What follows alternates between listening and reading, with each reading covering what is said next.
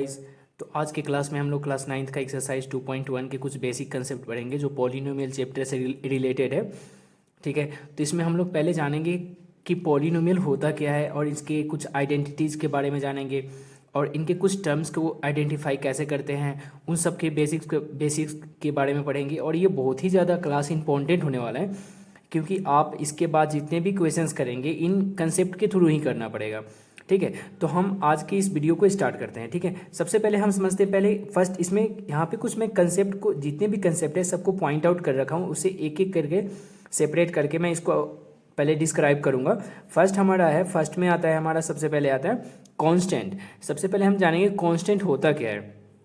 ठीक है, तो कांस्टेंट वो वैल्यू होता है जो फिक्स होता है। ठीक है, ये चेंज नहीं हो सकता। मैं यहाँ पे लिख कर भी बता रहा हूँ। ठीक है, कांस्टेंट जो होता है हमारा, ये फिक्स्ड वैल्यू होता है, फिक्स्ड वैल्यू होता है। ठीक है, ये हमारा चेंज नहीं हो सकता है। ठीक है, it can not be change, can not be changed. अगर मान लीजिए सपोज डेट मैंने एक कोई कांस्टेंट लिया है, ठीक है, तो कांस्टेंट हमारा नंबर, कांस्टेंट में हमारा हो क्या सकता है, तो कांस्टेंट में जो भी चीज़ होंगी ना, ओनली इसमें नंबर ही कंसिस्ट करता है। ठीक है, जैसे कि कोई डिजिट हो सकता है, सपोज डेट मान लीजिए एग्जांपल में ले लिया। ठीक है, जैसे मान लीजिए 2x+4 है। ठीक है, तो इसमें देखिए, एग्जाम्पल में देखिए, ये एक पॉलिनोमियल है, एक लीनियर पॉलिनोमियल है। ठीक है, तो इसमें हमारा कांस्टेंट क्या बताया मैंने, ये फिक्स वैल्यू होता है, ये नंबर हमारा चेंज नहीं हो सकता है, ये फिक्स होता है। तो इसमें कांस्टेंट क्या है हमारा, 4 क्या है, कांस्टेंट है। ठीक है, इसको बदल नहीं सकते। पर ये हमारा x क्या है, एक वेरिएबल है, इसको हम चेंज कर सकते हैं। मैंने एक एग्जांपल लिया है लीनियर पॉलिनोमियल के थ्रू।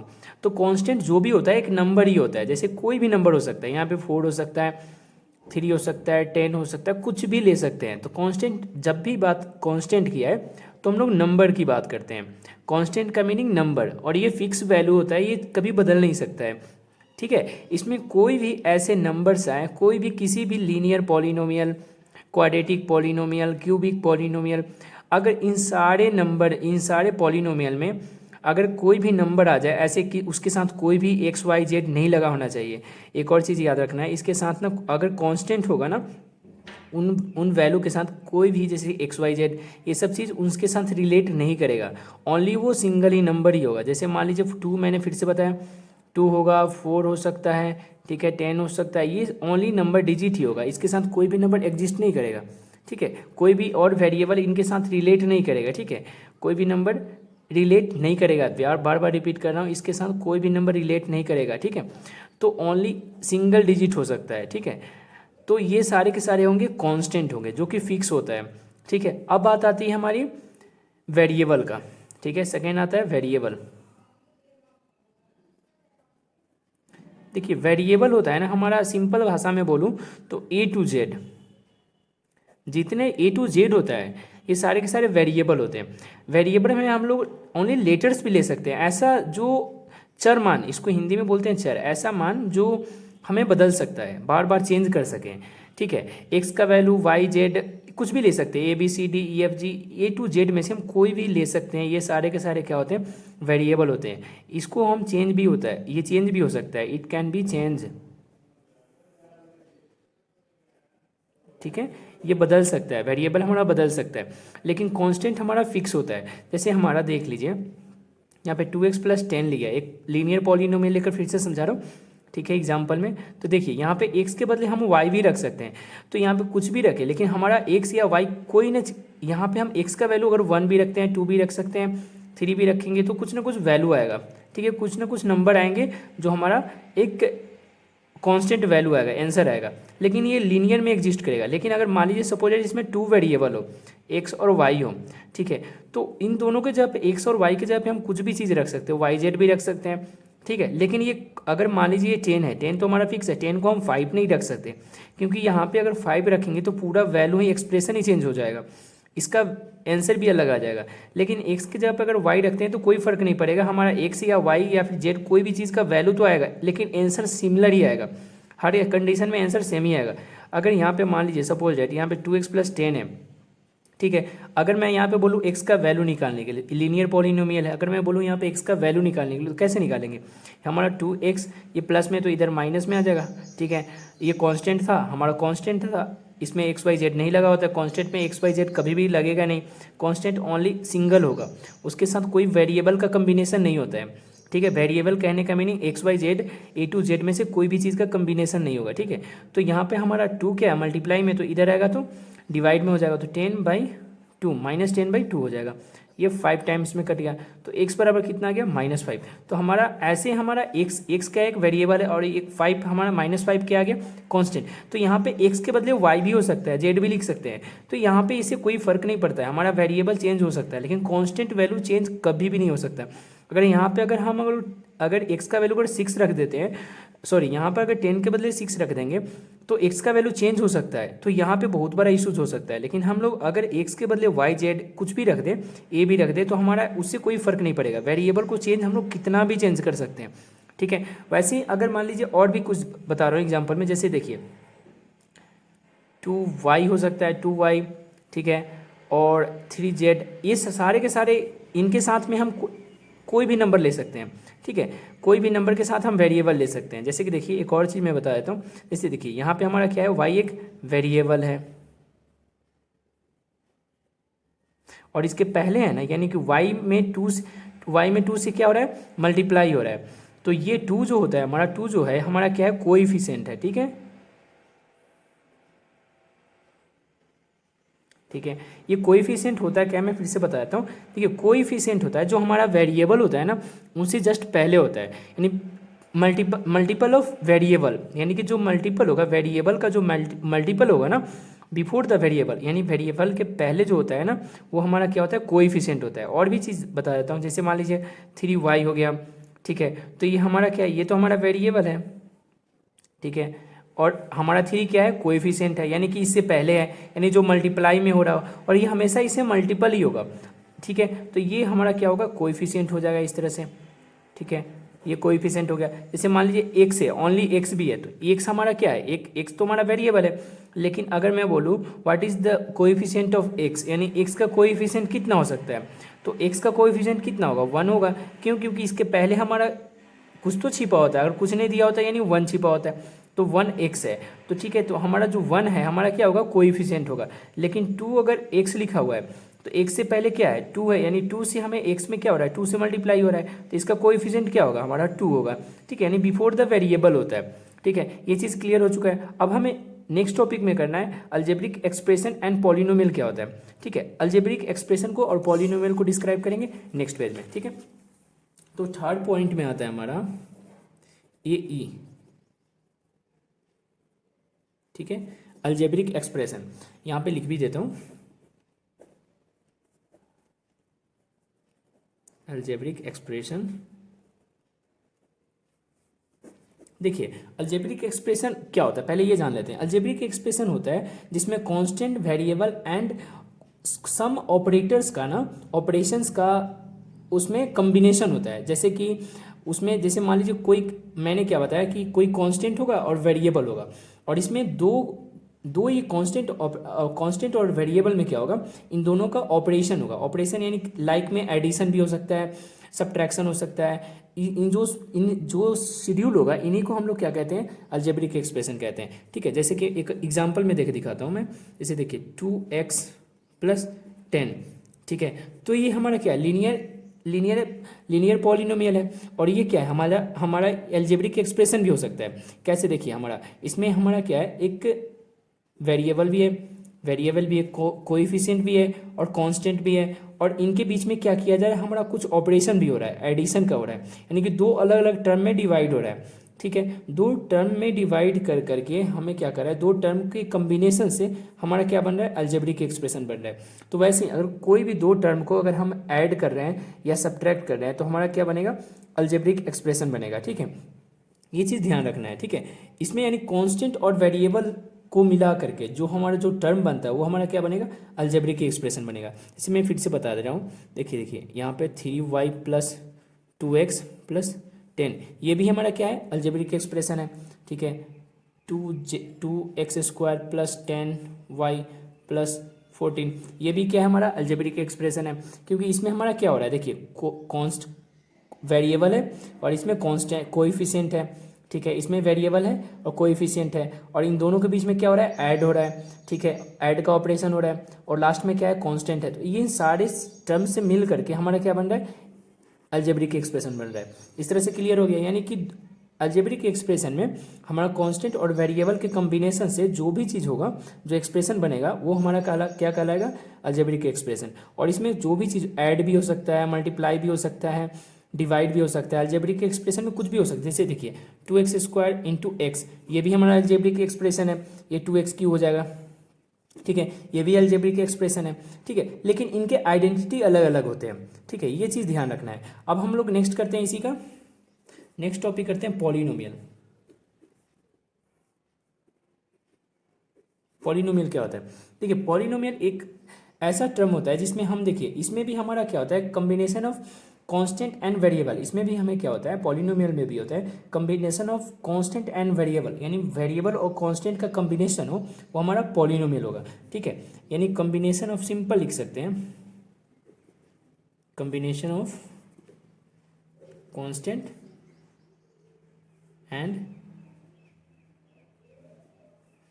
वेरिएबल, ठीक है। तो combination of constant and variable क्या होगा, हमारा पॉलिनोमियल कहलाएगा।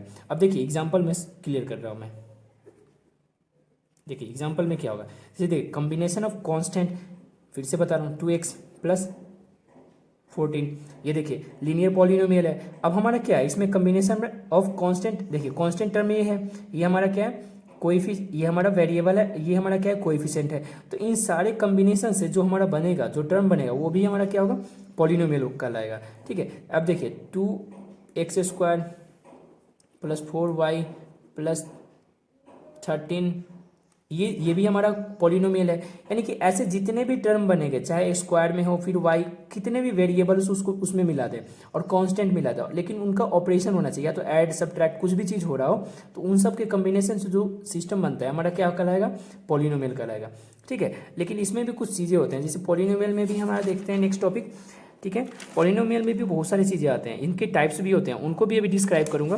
सबसे पहले 4 टर्म को देखते हैं, टर्म्स एंड कोएफिशिएंट क्या होता है। देखिए टर्म्स पहले ये जानते हैं, टर्म्स क्या होता है।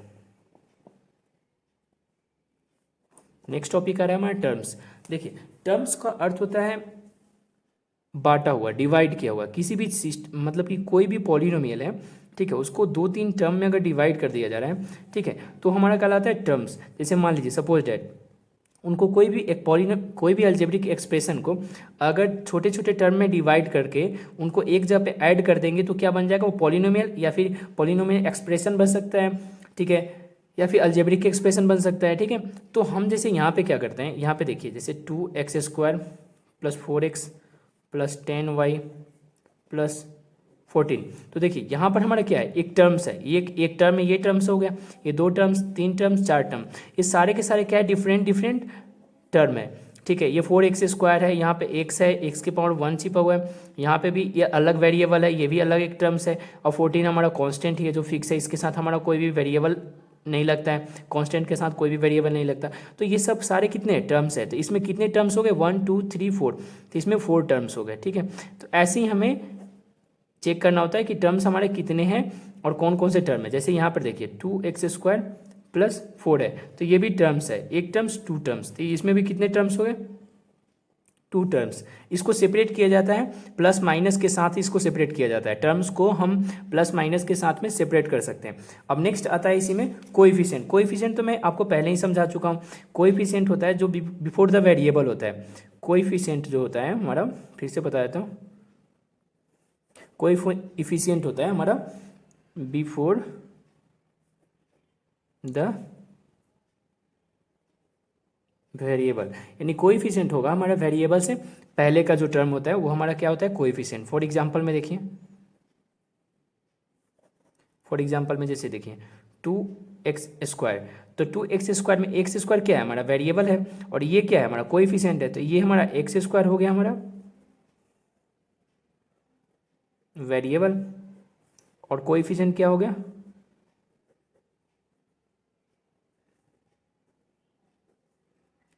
कोएफिशिएंट 2 हो गया क्योंकि इसका मल्टीपल है। वैसे आप 3y² भी लिख सकते हो और 10y। तो इसमें भी हम लोग चेक करते हैं कि कोएफिशिएंट कौन है, वेरिएबल कौन है। यहाँ पे y ना लगे हम लोग जेड भी ले लेते हैं, थोड़ा डिफरेंट लेते हैं, ठीक है। तो देखिए यहाँ पे y² से पहले क्या है, y² का मल्टीपल क्या है 3, तो ये क्या है हमारा कोएफिशिएंट है, ये वेरिएबल है। यहाँ पे z का कोएफिशिएंट कितना है 10, तो 10 हो गया। लेकिन अगर हम पूछे अगर 4 का कोएफिशिएंट क्या है, तो 4 के कोई कोएफिशिएंट हो ही नहीं सकता है। 4 तो अकेला एक डिजिट है, ठीक है, एक नंबर है जो हमारा कांस्टेंट है। तो कोएफिशिएंट उसी का हो सकता है जिसमें वेरिएबल लगा हो, जिसमें वेरिएबल हो और वेरिएबल का मल्टीपल हो, जब भी हम कोएफिशिएंट निकाल सकते हैं, ठीक है। इस तरह से कोएफिशिएंट भी क्लियर हो गया, ठीक है। अब नेक्स्ट टर्म आता है डिग्री, ठीक है। नेक्स्ट आता है डिग्री। अब डिग्री को देखते हैं क्या होता है।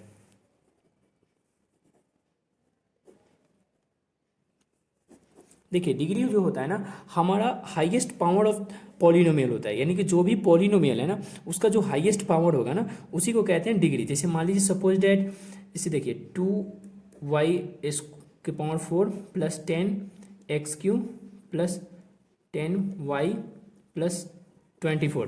तो देखिए ये पॉलिनोमियल है, इसमें देखिए पॉलिनोमियल है क्योंकि इसमें बहुत सारे एक्सप्रेशन है, बहुत सारे टर्म को कंबाइन किया गया है, बहुत सारे टर्म को कंबाइन करके क्या बनाया गया, हमारा एक पॉलिनोमियल बनाया गया है, ठीक है।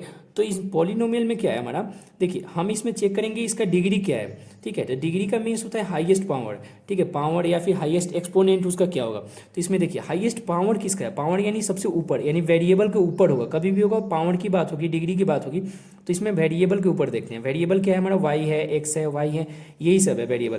तो इनका सबसे हाईएस्ट पावर क्या है, 4 है, इसका कितना है 3 है, और इसका 1 है, और इसका क्या है 0 है, ठीक है। तो हमारा इसका हाईएस्ट पावर कितना हो गया, इसका तो 4 है, 3 है, 1 है, तो हाईएस्ट पावर कितना है 4, यानी वेरिएबल के ऊपर है, यानी कि हाईएस्ट पावर कितना हो जाएगा, इसका डिग्री कितना हो जाएगा, हाईएस्ट डिग्री कितना होगा,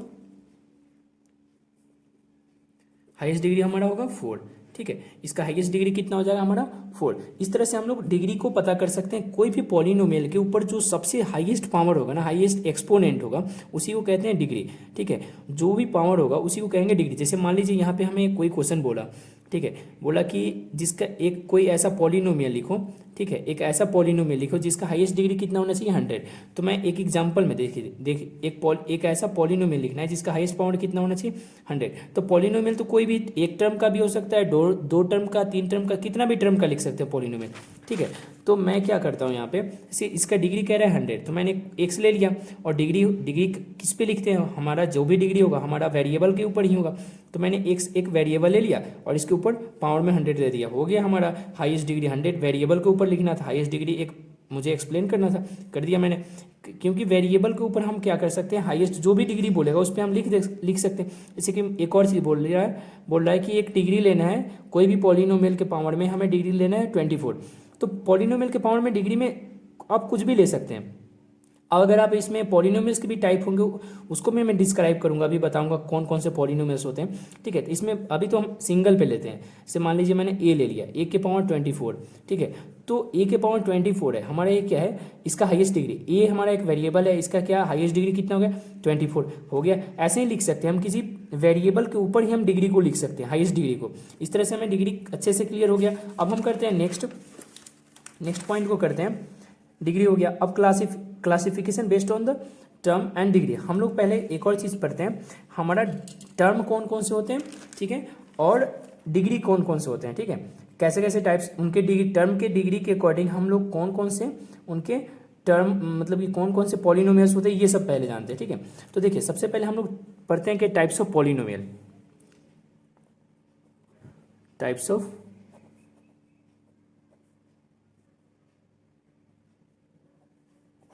देखिए टाइप्स ऑफ पॉलिनोमियल क्या होता है हमारा, टाइप्स ऑफ पॉलिनोमियल होता है। सबसे पहले हम थ्री टाइप्स के पॉलिनोमियल्स को हम डिस्क्राइब करेंगे यहाँ पे पहले, ठीक है। सबसे पहले पढ़ेंगे हम लोग लीनियर पॉलिनोमियल,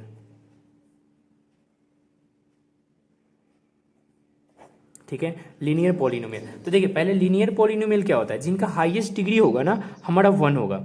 इसका हाईएस्ट डिग्री होता है ना, हाईएस्ट डिग्री होगा ना, इनका क्या होता है 1 होता है, ठीक है। उसको लीनियर पॉलिनोमियल कहते हैं। देखिए तो जैसे मैं एक एग्जांपल में समझा रहा हूँ, जैसे मान लीजिए 2x + 10, ये क्या है हमारा लीनियर पॉलिनोमियल है, क्योंकि एक वेरिएबल है और इसका हाईएस्ट डिग्री कितना है 1 है, तो इसका हाईएस्ट डिग्री 1 ही होना चाहिए। ये हमारा क्या होगा लीनियर पॉलिनोमियल, ठीक है। और इसमें एक और चीज़ ध्यान रखना है, इसमें हमारा जो पॉलिनोमियल इसमें वेरिएबल होगा ना एक ही हो सकता है, ठीक है। अब देखिए 2y + 24 ये भी क्या होगा हमारा लीनियर पॉलिनोमियल होगा, ठीक है। अगर इसमें मान लीजिए 2 वेरिएबल लेते हैं तो क्या होगा, वो हमारा लीनियर इक्वेशन इन 2 वेरिएबल, वो हो सकता है लीनियर पॉलिनोमियल हो सकता है, लेकिन 2 वेरिएबल का होगा। अगर सिंगल वेरिएबल का लेंगे तो ओनली एक ही लेना होगा, ठीक है। जैसे यहाँ पे आप ये भी लिख सकते हो 2x + 10y, ठीक है। ये भी हमारा एक लीनियर पॉलिनोमियल ही है, ठीक है, बराबर 40 ले सकते हो, ये भी हमारा लीनियर पॉलिनोमियल है, लेकिन इसमें 2 वेरिएबल है। अगर सिंगल वेरिएबल की बात करें तो एक ही वेरिएबल लेना पड़ेगा, ठीक है। तो ये सारे जिनकी हाईएस्ट डिग्री होती है ना, उनकी हाईएस्ट डिग्री होनी चाहिए ना 1 होनी चाहिए। तो इनके सबके डिग्री कितने हैं, इसके ऊपर पावर में कुछ भी नहीं है, देखिए इनके पावर में 1 है छिपा हुआ है, और 2 नहीं होना चाहिए, 1 ही होना चाहिए, ठीक है। तो इस पर कुछ भी अगर कुछ भी नहीं है तो यानी कि 1 है, तो मीन्स क्या है, ये लीनियर पॉलिनोमियल है, ठीक है। अब आता है हमारा नेक्स्ट आता है क्वाड्रेटिक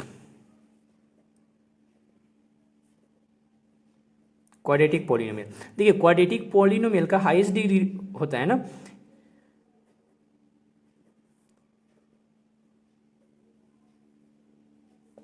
क्वाड्रेटिक पॉलिनोमियल का हाईएस्ट डिग्री होगा ना हमारा कितना होगा 2 होगा, ठीक है। इसका हाईएस्ट डिग्री पावर में होगा ना 2 हो सकता है। जैसे मान लीजिए कोई भी एग्जांपल ले लिया, जैसे 2x², ये भी हमारा क्वाड्रेटिक पॉलिनोमियल है। टर्म का मैटर नहीं करता, इसमें टर्म एक ही टर्म है कोई फर्क नहीं पड़ता, एक ही टर्म है कोई फर्क नहीं पड़ता, फिर भी हमारा क्या होगा, ये क्वाड्रेटिक पॉलिनोमियल होगा, ठीक है। बाकी कुछ नहीं है उससे कोई फर्क नहीं पड़ेगा, क्योंकि हम उसमें बाकी हम दे सकते हैं अपना मन से 0x लगा करके, प्लस कांस्टेंट में 0 तो हमारा ऑलरेडी रह जाएगा, ठीक है। तो ये हमारा हाईएस्ट डिग्री कितना है, इसका 2 है। तो इस तरह से हमारा क्वाड्रेटिक पॉलिनोमियल का होता है ना, हाईएस्ट डिग्री 2 होना चाहिए, ठीक है। अगर जैसे और भी एग्जाम्पल बता रहा हूँ 2y² + 10x + 40, तो ये भी हमारा क्वाड्रेटिक पॉलिनोमियल है, क्यों, क्योंकि हमारा हाईएस्ट डिग्री कितना है 2 है, ठीक है। और इसमें एक चीज़ याद रखिएगा, इसमें एक और चीज़, जैसे क्वाड्रेटिक पॉलिनोमियल जो होता है वो हमारा x² + bx + c के फॉर्म में बराबर 0, ये होता है हमारा क्वाड्रेटिक पॉलिनोमियल, जो इसी फॉर्म में होता है। पहले हाईएस्ट डिग्री हमारा क्या होगा 2 होगा, फिर 1 होगा, फिर 0 होगा, ठीक है।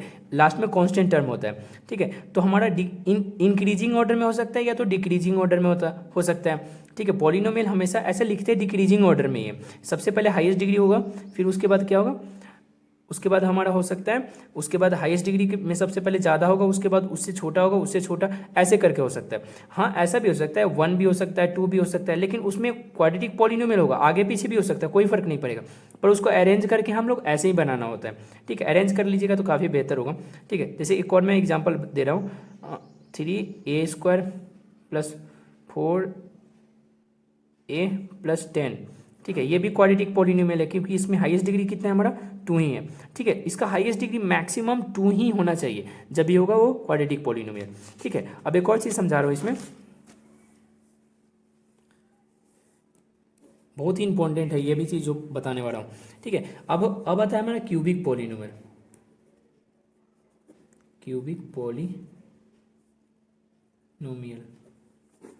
ठीक है। अब देखिए क्यूबिक पॉलिनोमियल क्या होता है, क्यूबिक पॉलिनोमियल जो होता है ना हमारा, इसमें हमारा हाईएस्ट डिग्री ना 3 होना चाहिए, इसका हाईएस्ट डिग्री जो होगा ना,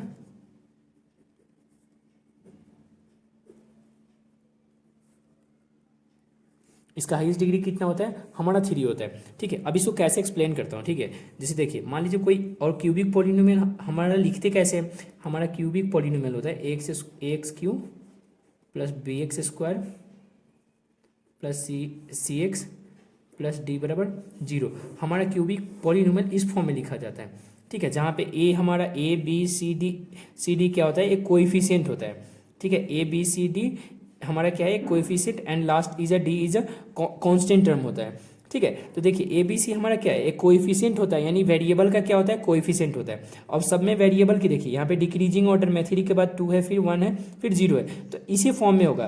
तो हमारा क्यूबिक पॉलिनोमियल पे इसी पर एक एग्जांपल ले लेते हैं, 2x³ + 4x² + 10x + 4, तो ये क्या है, देखिए 10x + 4 क्या है हमारा, एक क्यूबिक पॉलिनोमियल है, इसका हाईएस्ट डिग्री कितना है, हाईएस्ट डिग्री कितना है, देखिए हाईएस्ट डिग्री है हमारा 3।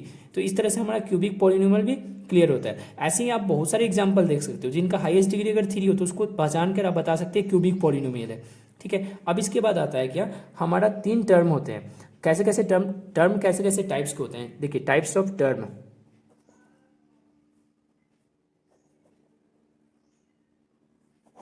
टाइप्स ऑफ टर्म, अब टर्म कौन कौन से टाइप्स के होते हैं, देखिए टर्म्स भी होते हैं ना हमारा तीन टाइप्स के होते हैं।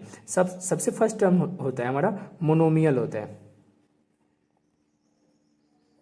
Monomial term. ठीक है, तो मोनोमियल टर्म होता क्या है, सबसे पहले जानेंगे। देखिए मोनोमियल वो टर्म होता है जिसमें हमारा सिंगल टर्म हो, ओनली सिंगल टर्म।